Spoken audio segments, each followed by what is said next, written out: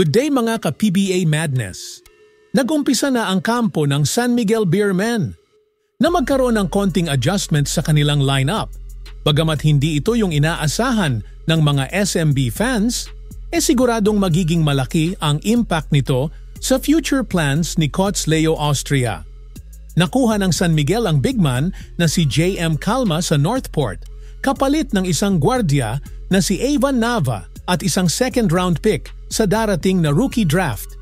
Maaring preparasyon na ito para gawing trade asset ng SMB sina Mo Tautua or si Rodney Brondial. Mga ka-Madness, kakagaling lang ni JM Calma sa isang major injury at maaring hindi pa ito ma-utilize ni Coach Leo ngayong darating na All-Filipino Conference. Kaya next season pa natin makikita ang full potential ni Calma sa rotation ng Beermen. Maliban na lang kung biglang bitawan ng SMB si Mo Tautua, kapalit ng mas batang players. Mga ka-Madness, marami ang nagsasabi na mga basketball analyst na kung meron mang makakapigil sa planong Grand Slam ng TNT, ito nga ay ang San Miguel, lalo na kung in full strength si Kraken Junmar Fajardo. Pero tumatanda na rin naman si Junmar at hirap na rin ito lumaro ng full 48 minutes ng laban. Kaya need talaga ng makakatulong lalo na sa depensa. Hirap na rin dumepensa sina Chris Ross at Marcio Lasiter sa guard position.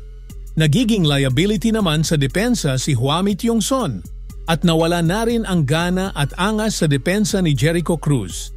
Kaya kailangan ng SMB na mag-retool at magpabata ng gwardya na kayang makasabay defensively sa mga batang gwardya ngayon sa liga.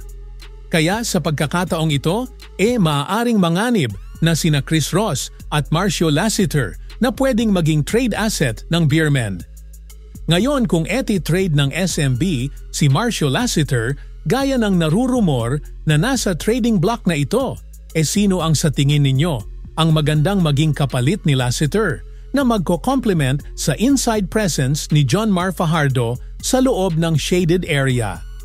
Para sa trade suggestion, pwedeng i-trade na ng Beermen sina Marcio Lasiter at Mo Tautua kapalit nina Tyler Tio at Kai Balungay ng Phoenix Fuel Masters.